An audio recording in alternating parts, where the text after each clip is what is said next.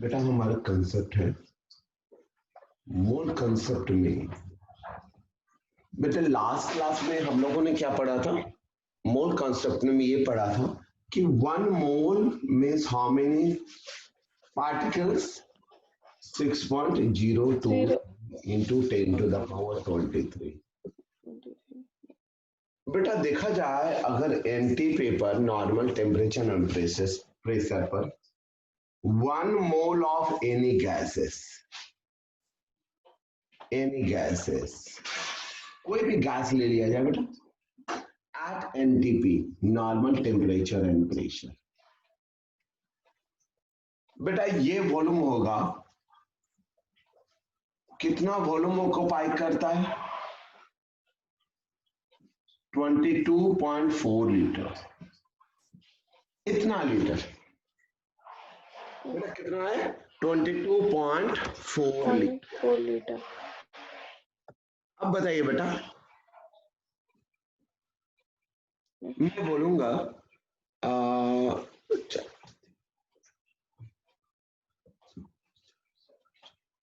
बेटा 5.6 litre of CO2 at NTP contains how many molecules?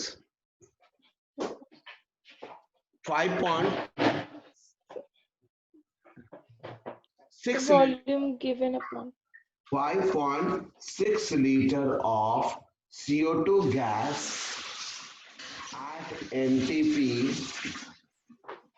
have how many molecules? Dash number of CO2. Molecules of CO2. Molecules of CO2. बेटा CO2 के कितने molecule होंगे 5.6 litre में? जल्दी बताइए। NTP पर नॉर्मल टेम्परेचर एंड प्रेशर पर कितने मॉलिक्यूल हो जाएंगे 5.6 लीटर में? the volume given upon 22.4 liter और उसके साथ कोई मल्टीप्लाई भी होगा?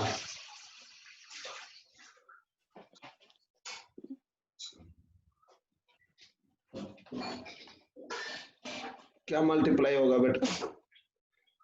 बेटा वॉल्यूम गिवन अपॉन 22.4 लीटर। ये तो आपने आधी बात बताई, पूरी बात क्या होगी? बेटा देखिए आप फॉर्मूला सीखे कि 22.4 litre at NTP have how many molecules? 6.023 into 10 to the power 12। तो 1 लीटर में कितना होगा बेटा? 6.023 into 10 to the power 23 upon 22.4। तो 5.6 लीटर में कितने होंगे? 1 लीटर में इतने, तो इतने लीटर में मल्टीप्लाई होता है।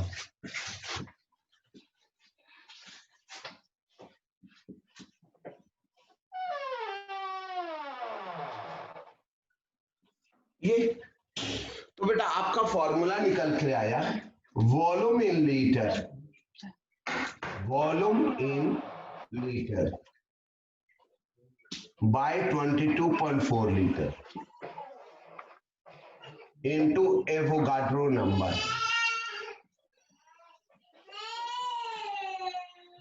That is number of molecules।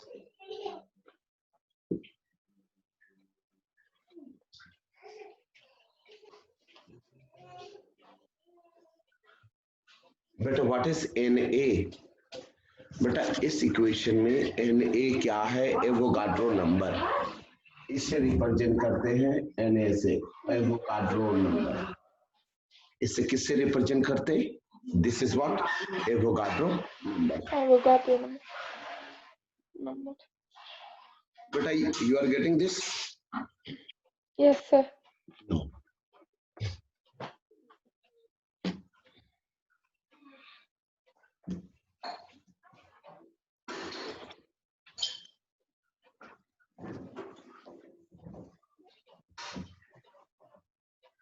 बेटा एक बहुत इंपॉर्टेंट टर्म आ जाता है limiting reagent. Limiting reagent. Limiting reagent कौन होता है बेटा? जो कम से कम मात्रा में होता है, जिसकी अमाउंट किसी भी रिएक्शन के दौरान सबसे कम होती है, उसे लिमिटिंग रिएजेंट कहते हैं। और वही डिसाइड करता है कि रिएक्शन कितना होगा, प्रोडक्ट कितना बनेगा। तो the reactant molecules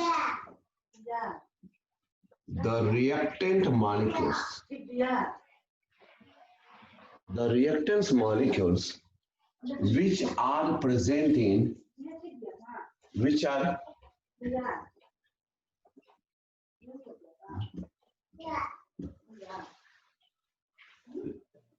least amount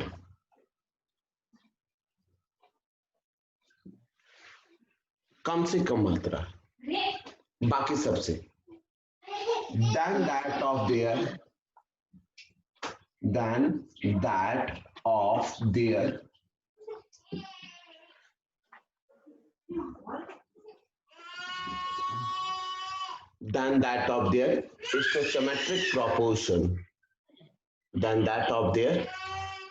stoichiometric proportion, बेटा जैसे मानिए स्टोइचोमेट्रिक रेशियो कैसे, N2 प्लस H2, नाइट्रोजन और हाइड्रोजन गैस मिलकर के अमोनिया बनते हैं, NH3 बनेगा। बेटा इसको बैलेंस कीजिए, हाइड्रोजन 3 है और हाइड्रोजन गैसेस मॉलिक्यूल में H2 रहता है, 2 और 3 का एलसीएम क्या बेटा 6, तो यहां 3 से मल्टीप्लाई कीजिए, 3 2 जा 6, ये अगर 3 2 जा 6 हो गया, इसे भी 6 करना है, हो गया बेटा 3 2 जा 6, नाइट्रोजन 2 हाइड्रोजन 6, यहां भी हाइड्रोजन 6 और यहां भी nitrogen 2, left side nitrogen 2, right side nitrogen 2, right side 2 3 जा 6 हाइड्रोजन, 3 2 जा 6 हाइड्रोजन। बेटा बैलेंस हो गए? Yes sir. So when you are just balancing the chemical reaction, then this represent the ratio. How they represent the ratio? See here, what is the mass of hydrogen? 1. 1 into 6, 6 gram. 6 gram hydrogen combined with, what is the mass of nitrogen? 14. 14 2 जा 18 gram nitrogen.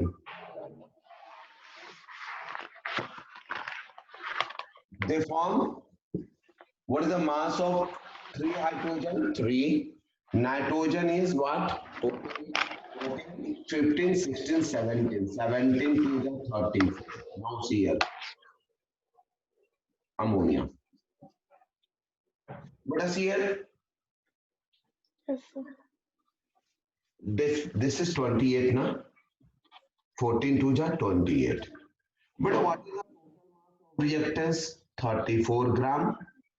What is the total mass of product? 34 gram. So this is what law of conservation of mass. This is known as law of conservation of mass.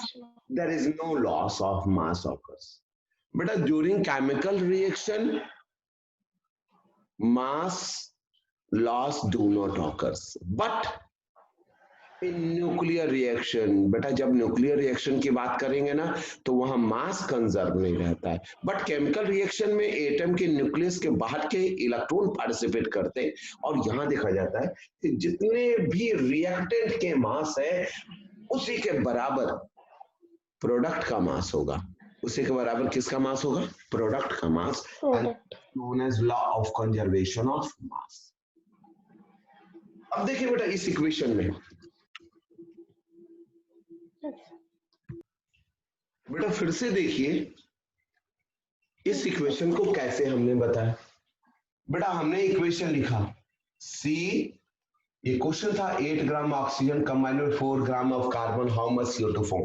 बेटा first आपका काम है equation लिखे, C+O2 CO2 बना। बेटा सबके मास लिख डालिए। कार्बन का मास होता है 12 ग्राम, ऑक्सीजन का मास होता है 8 2 16 2 32 ग्राम। कार्बन 12, ऑक्सीजन 32, 44 ग्राम। बेटा ये क्या दिया गया है? 8 ग्राम ऑक्सीजन, 8 ग्राम, 8 4 जा, ये कार्बन कितना है बेटा? 4 4 3 टाइम्स। तो बेटा जो ज्यादा मल्टीपल आ रहा है यानी कि ये कम अमाउंट में है, 8 4 टाइम्स जा रहा है, तो this is the limiting reagent. और we can decide how we can decide. बेटा कार्बन 1/3 हो गया, कार्बन 1/3 हो गया, तो इसे भी 1/3 होना था। कार्बन अगर 1/3 मास हो गया तो इसे भी 1/3 होना था। इसका 1/3 क्या हो गया बेटा? 10.6। यानी कि 4 ग्राम कार्बन के साथ 10.6 ग्राम ऑक्सीजन मिलने चाहिए थे, लेकिन है हमारे पास केवल कितना? 8 ग्राम। तो जो स्टोइचोमेट्रिक प्रोपोर्शन है उससे तो कम। सो बेटा if the available amount, that is the given amount, is lesser than their stoichiometric proportion, so for determining that one, which one is the lesser, whatever be the given, you divide the stoichiometric value with this one. बेटा अब ये देखिए, या इस तरह से decide करते हैं 12 ग्राम के साथ 4 चाहिए, 1/3, तो इसका भी 1/3 यानी कि 10.6 हो गया बेटा। लेकिन ये कम दिया हुआ, 10.6 से कम है, तो this is the limiting reagent. अब क्वेश्चन कैसे बनाना है बेटा? यू सी है, since 32 gram oxygen produces 44 gram of CO2, तो 8 gram of oxygen will produce how much CO2? 44 upon 32 into 8. So 11 gram of CO2 will be produced. Yes, sir.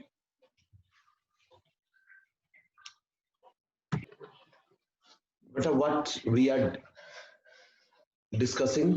We are discussing about the concentration of solution.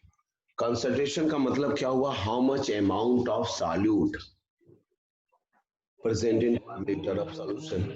बेटा एक बार फिर से मैं बता दूं, जैसे sugar हो गया और पानी हो गया, ये दोनों मिलकर के शुगर सॉल्यूशन बने, शरबत बने, इसे सॉल्यूशन कहेंगे। अगर घुल जाता है इसे सॉल्यूट कहेंगे, जिसमें घुलता है उसे सॉल्वेंट कहेंगे। सॉल्वेंट क्या है बेटा? डिस्पर्सन मीडियम, डिस्पर्सन, जिसमें खो जाता है। कौन खोता है? जो खोता है उसे डिस्पर्स फेज कहते हैं, डिस्पर्स्ड फेज कहते हैं। और सॉलिड प्लस सॉल्वेंट गिव्स क्या देता है? Solution, solution. नो सीयर बेटा, अब शुगर की कितनी मात्रा, सॉल्यूट की कितनी मात्रा इसमें घुली हुई है, उसे हम कंसंट्रेशन कहते हैं। How much amount of solute is present in per liter of solution, that is called concentration. So here the first term that we are discussing is molarity. What is molarity? Number of moles of solute. Number of moles of solute. Moles of solute present in per liter of solution. Present in per liter of solution.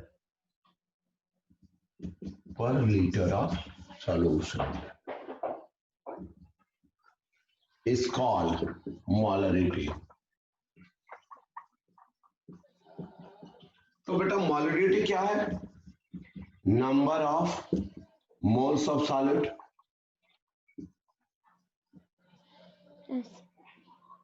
by volume of solution in liter. Volume of solution in liter.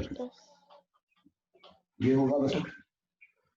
अब बेटा देखिए, जैसे number of moles निकालने के लिए क्या करते हैं, यहां देखिए बेटा H2SO4 H2SO4 बेटा इसका मास नंबर क्या है बेटा, H2SO4 का मास नंबर, हाइड्रोजन का मास होता है 1 into 2 बेटा 2। सल्फर एटॉमिक नंबर होता है 16, मास नंबर होता है 32। ऑक्सीजन होता है अब एटॉमिक नंबर 8, मास नंबर होता है 16। सो 16 into 4 64। बेटा सम अप कीजिए 98 ग्राम आया। तो बेटा अगर 98 ग्राम ऑफ H2SO4 की बात करेंगे तो वो क्या होता है, 1 मोल ऑफ H2SO4 होता है, 1 मोल ऑफ H2SO4। 1 ग्राम की बात करेंगे तो कितना होगा बेटा, 1/98 मोल्स ऑफ H2SO4। और W ग्राम की बात करेंगे तो क्या होगा बेटा, जल्दी बताइए, 1 ग्राम में इतना, तो W ग्राम में 1/98 इंटू वेट इन ग्राम। बेटा फॉर्मूला आपके पास क्या आया, 98 क्या है बेटा, मोलर मास है। 98 क्या है बेटा, मोलर मास है। फॉर्मूला आपका क्या आ गया, नंबर ऑफ मोल्स का फॉर्मूला आ गया weight in gram of solute by its molar mass. बेटा मोलर मास के लिए आप लिख लीजिए A, molar mass. A is what बेटा, बेटा इसे क्या बोलेंगे, मोलर मास। मोलर मास क्या होता है, 1 मोल ऑफ मॉलिक्यूल का मास। जैसे H2SO4 का बेटा हमने सबका निकाला, मोलर मास कितना ने आया बेटा, 98 ग्राम आया। कितना आया, 98 ग्राम। 98 ये मोलर मास हो गया। जैसा CO2 का मोलर मास क्या हो गया बेटा, CO2। कार्बन का क्या होता है बेटा, एटॉमिक नंबर 6, मास 12। ऑक्सीजन का क्या होता है बेटा, 16 इंटू 2 32, 44 ग्राम हो गया molar mass of CO2 in gram by molar mass. अब वॉल्यूम कैसे निकालेंगे बेटा, वॉल्यूम अगर ml में दिया हुआ है, वॉल्यूम अगर किस में दिया हुआ बेटा, मिलीलीटर, तो मिलीलीटर को 1000 से डिवाइड करते हैं तो लीटर में चेंज हो जाता है। वॉल्यूम ऑफ सॉल्यूशन लीटर, क्यों बेटा, देखिए ml क्या होता है बेटा, जानते हैं 1 ml क्या होता है बेटा, मिलीलीटर क्या होता है। देखिए बेटा 1 सेंटीमीटर लंबा, 1 सेंटीमीटर चौड़ा, 1 सेंटीमीटर ऊंचा एक क्यूब बनाइए, 1 सेंटीमीटर ऊंचाई का, 1 सेंटीमीटर चौड़ाई का और 1 सेंटीमीटर लंबाई का एक क्यूब बनाइए। क्यूब का वॉल्यूम होगा 1 centimetre into 1 centimetre, 1 into 1 into 1 centimetre into centimetre into centimetre. 1 centimetre cube को ही 1 ml कहते हैं, मिलीलीटर कहते हैं। क्या बोलते हैं बेटा, 1 मिलीलीटर 1 सेंटीमीटर क्यूब के बराबर होता है। और 1000 सेंटीमीटर मतलब 1000 कैसे आएगा भाई, 10 सेंटीमीटर लंबा, 10 सेंटीमीटर ऊंचा और 10 सेंटीमीटर चौड़ा एक क्यूब बनाइए। If you take 10 centimeter long, width of the cube is 10 and height is again 10. What is the volume? Volume will be length into breadth into height 10 centimeter. Better you write here 1 centimeter cube is equals to 1 mm. Here you will see length into breadth into height. Height is also 10 centimeter. So 10 centimeter into 10 centimeter into 10, 10 जा 100, 100 जा 1000. Centimeter, centimeter, centimeter. How many times? 3 centimeter cube. बेटा अभी से बोलते हैं 1 litre. एक cube बनाइए बेटा, 10 सेंटीमीटर लंबा, 10 सेंटीमीटर चौड़ा, 10 सेंटीमीटर ऊंचा। हम 1 लीटर बोलेंगे, क्या बोलेंगे? 1 लीटर। 1 लीटर। बेटा सेंटीमीटर क्यूब यानी कि ml, तो सेंटीमीटर क्यूब को लीटर में चेंज करेंगे। 1 लीटर में कितना सेंटीमीटर क्यूब होता है बेटा? 1000। इसलिए 1000। सेंटीमीटर क्यूब को मिली या ml को लीटर में चेंज करना है तो 1000 से डिवाइड करते हैं। आर यू गेटिंग और नॉट? Yes sir. अब देखिए बेटा आपका फॉर्मूला क्या हो गया मोलरिटी का। बेटा मोलरिटी का फॉर्मूला आ गया weight in gram of solute by molecular mass of solute. बेटा ये वाला टर्म यहाँ लिखेंगे, ये वाला टर्म ऊपर जाएगा, क्रॉस मल्टीप्लाई करते हैं। बेटा ये क्या जाएगा? Volume in ml of solution bye 1000। This is, अब यूनिट क्या होगा बेटा? नंबर ऑफ मोल्स का यूनिट होता है मोल्स। क्या यूनिट होता है? मोल्स। और ये नीचे में यूनिट क्या होगा? लीटर। यूनिट होगा मोल पर लीटर। बेटा moles litre. Litre. What is the unit of molarity?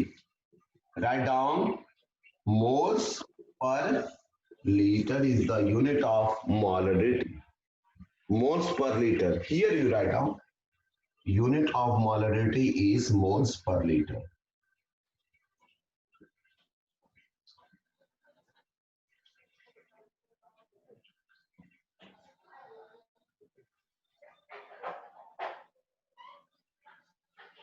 पर लीटर ऐसे लिख सकते हैं या पर लीटर ऐसे लिखिए। लीटर जब ऊपर आएगा तो पावर 1 -1 हो जाता है।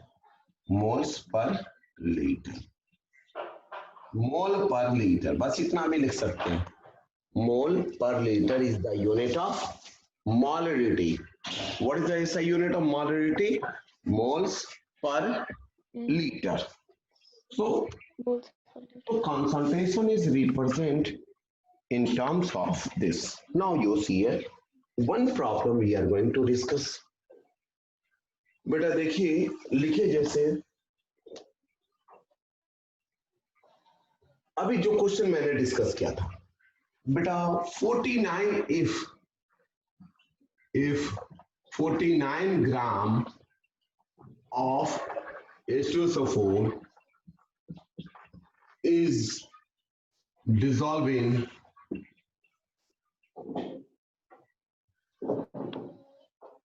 is present in 250 milliliter of aqueous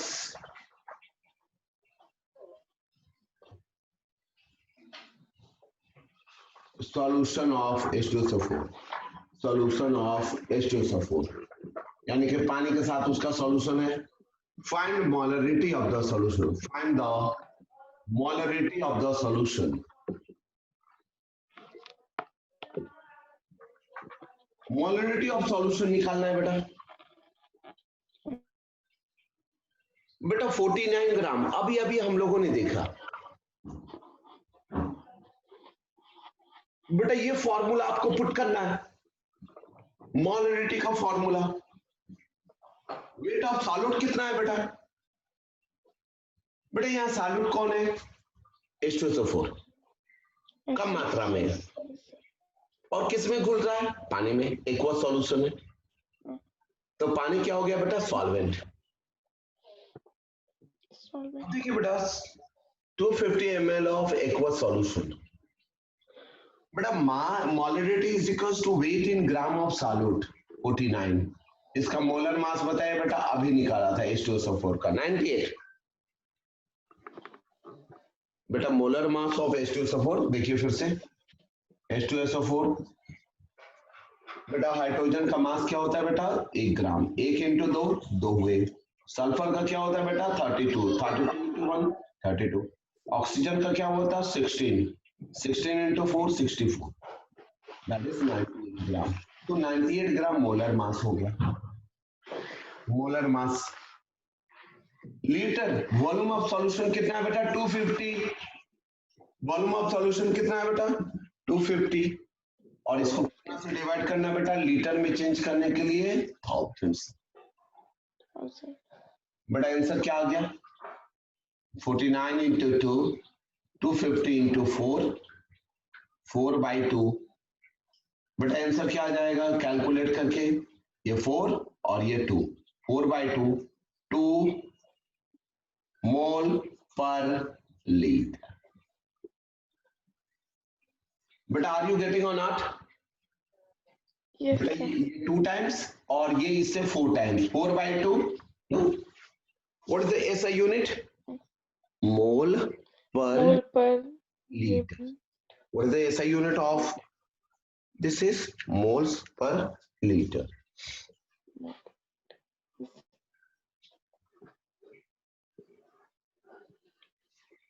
चलिए बेटा अगर इसे लिखते हैं if 5.8 gram of NaCl is present in 250 liter of aqueous solution of NaCl, यानी कि नमक और पानी, खाने वाले पानी का सॉल्यूशन। बेटा बताइए मोलरिटी ऑफ सॉल्यूशन क्या हो जाएगा? जल्दी बताइए। 5.88 ग्राम ऑफ NaCl, खाने वाला नमक है, that is table salt, common salt, NaCl कहते हैं, sodium chloride, is present in 250 ml of aqueous solution of NaCl. Find the molarity of solution. बेटा कैसे करेंगे? weight in ग्राम। बेटा weight in ग्राम क्या है बेटा? 5.88 ग्राम। अब बेटा इसका मोलर मास तो हमें मालूम नहीं NaCl का निकालना है। बेटा सोडियम का मास होता है 23.3 ग्राम और क्लोरीन का होता है, बेटा क्लोरीन का अगर आप देखेंगे 35.5 ग्राम होता है। बेटा दोनों को ऐड कीजिए, 538, 538, 325, 58.8 ग्राम होता है। NaCl का मॉलिक्यूलर मास क्या हो गया बेटा? 58.8 ग्राम। बेटा वॉल्यूम ऑफ सॉल्यूशन क्या है? वॉल्यूम ऑफ सॉल्यूशन क्या है? 250 और इसको कितना से डिवाइड करना है बेटा? 1000। बेटा कितना हो गया मोलरिटी? ये 10 टाइम्स, ये इससे 4 टाइम्स, 4/10 क्या हो गया बेटा? मोलरिटी ऑफ सॉल्यूशन is 0.4 मोल पर litre. So in this way we can determine the molarity of solution. Yes. बेटा ये अभी हम नेक्स्ट क्लास में नॉर्मलिटी और मोलिलिटी के बारे में डिस्कस करेंगे और फिर मोल फ्रैक्शन। बेटा before discussing about the second how to decide the concentration of solution in terms of normality,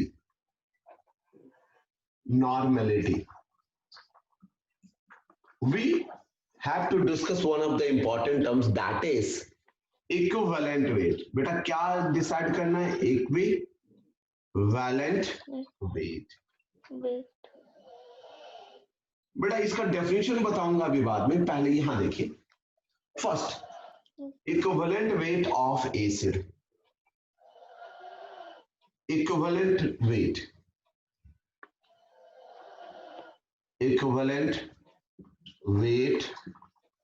of acid।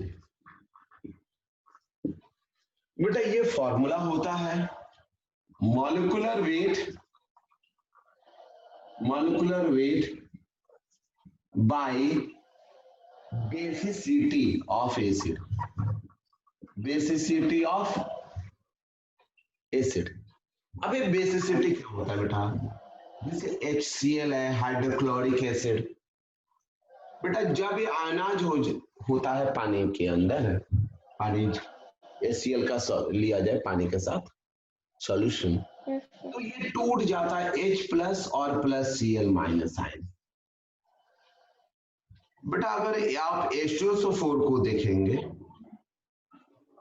वो एक्वा सॉल्यूशन में 2 हाइड्रोजन है बेटा, तो ये 2 H प्लस देता है और फिर सल्फेट आयन। बेटा सल्फेट आयन पर चार्ज क्या होता है? -2।